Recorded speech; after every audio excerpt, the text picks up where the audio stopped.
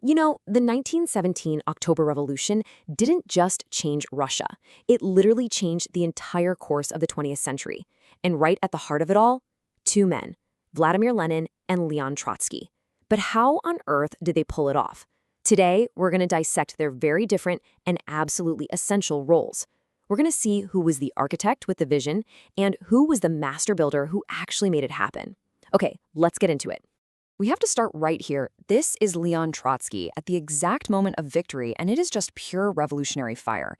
It captures the insane high-stakes drama of what was going down. And that voice? That belongs to the man who we're calling the builder of the revolution. His partnership with the revolution's architect is what this is all about. So here's our game plan. First, we'll lay out our core idea, the architect and the builder. Then, we'll look at Lenin's grand strategy. After that, we're doing a deep dive into Trotsky's on-the-ground tactical genius. We'll see how their partnership was totally necessary. And then, we'll try to answer the big one. Who was more important in the end? Okay, so let's get this central idea locked in. I want you to think of the October Revolution like some kind of massive, audacious construction project. Every project like that needs two key people.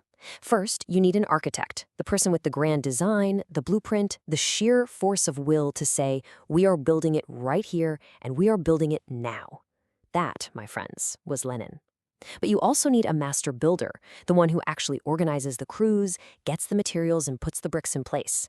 That was Trotsky. Just to make sure we're all on the same page here, the October Revolution was the moment the Bolshevik Party seized power in Russia. This wasn't some huge popular uprising like in February. It was a targeted, almost surgical takeover that toppled the incredibly weak provisional government. You know, the government that just couldn't manage to end the war or fix the collapsing economy. This was the event that laid the foundation for the entire Soviet Union. So let's start with the architect, Vladimir Lenin. His contribution was almost entirely about strategy and ideas. He was the mind, the brain of the revolution. He provided the why, and most importantly, he had this unwavering conviction to act when pretty much everyone else was getting cold feet. And the wild part is, these ideas were seen as completely nuts, even by his own Bolshevik party. When Lenin showed up and presented his April theses, some of his comrades literally called it the ravings of a madman. But as the government kept failing, his super simple platform, peace, land, and bread, with all power to the workers' councils, the Soviets, it just perfectly hit the mark with what people wanted. He basically dragged his party kicking and screaming into a position where they could actually win. In this quote right here, it tells you exactly how he did it. Lenin wasn't some amazing speaker who could inspire huge crowds, nope. But in a small room, with the party leadership, his force of will was like a weapon. This eyewitness says it all. He didn't just persuade people. He hammered his points home, relentlessly, until he basically bent the entire party to his will. That's how he got them to agree to the armed uprising. So here's the bottom line on Lenin. His greatest strengths were also his biggest limitations. He had the vision, the will, and the authority to decide that a revolution had to happen and exactly when it had to happen. But he was totally detached from the mechanics of it. He gave them the why, but he couldn't deliver the how. And for that, the revolution desperately needed its builder. And that's where the builder comes in. Enter Leon Trotsky, the hands of the revolution. If Lenin was the uncompromising brain trust, Trotsky was the brilliant, flexible, on-the-ground organizer who turned this abstract idea of seizing power into a step-by-step concrete plan. Trotsky's first move was pure genius, and it was all about timing. Lenin was getting impatient. He wanted to seize power right away. But Trotsky said, no, hold on, let's wait. He convinced Lenin to time the uprising so it happened right as the National Congress of Soviets was meeting. Now, why was this so brilliant? Because it meant the Bolsheviks could claim they weren't just grabbing power for themselves. They were doing it in the name of the Soviets, the workers' councils. It gave their coup a crucial disguise of legitimacy. And this was the machine Trotsky built to pull it all off, the Military Revolutionary Committee, or the MRC. Think of it as his personal power center. It gave him direct control over the soldiers stationed in the capital, access to all the weapons, and a way to coordinate the armed worker militias. It was the organizational weapon Lenin desperately needed but had no idea how to build. And crucially, Trotsky framed its whole purpose as being defensive, just protecting the revolution from its enemies. And the way he used it was just a masterclass. First, he framed the story. The moment the government tried to shut down some Bolshevik newspapers, Trotsky pounced. He declared it was an attack on the Soviet itself. That gave him the perfect excuse to mobilize his forces. Step 2, all under the banner of defense. Then, with his 5,000 troops, he just systematically took over the city's nerve centers, telegraphs, railways, power stations. The result? A secure grip on power, done so efficiently that one historian called it a model push, incredibly swift and almost bloodless. So as you can see, this was never about one guy being more important than the other. Their roles were just perfectly complementary. It was the fusion of Lenin's strategic brain with Trotsky's tactical brawn that actually made success possible. This table just lays out the partnership perfectly, right? On Lenin's side, you've got the big picture vision and the raw party authority to force the decision through.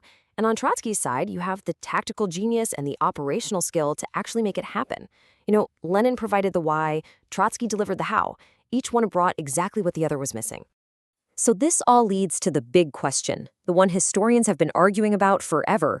Who was actually more essential? Could the revolution have happened if one of them had been missing from the picture? Let's start with the architect. Let's play a little what if. What if Lenin had not made it back to Russia in 1917? Would the Bolsheviks have ever even tried to take power? The most fascinating answer to that question actually comes from Trotsky himself. Just look at what he says here.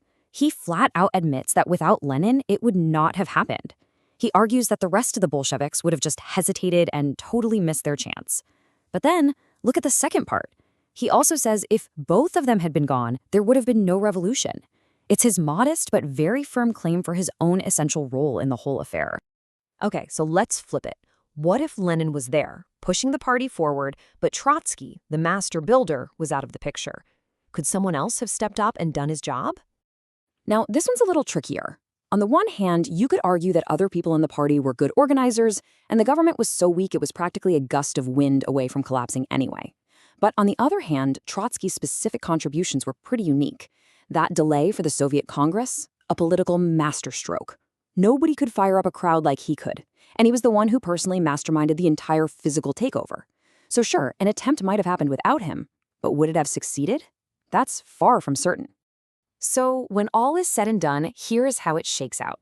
Lenin provided the revolutionary will. He was the indispensable engine who forced the event to happen against all the odds. But Trotsky? He provided the revolutionary way. He was the master implementer who made sure the attempt wasn't just some chaotic mess, but a tactical success. So without Lenin, there's probably no attempt. But without Trotsky, that attempt may very well have failed. And this leaves us with one last, much bigger question to think about. Were Lenin and Trotsky truly the creators of this world-changing event? Or were they just the right people in the right place at the right time, riding a massive wave of history? A collapsing government, a devastating war, a population at its breaking point. The conditions in Russia in 1917 were definitely ripe for something big to happen. But it took the unique partnership of an architect and a builder to turn all that potential into a reality. Which really makes you wonder, does history make the person, or does the person make history?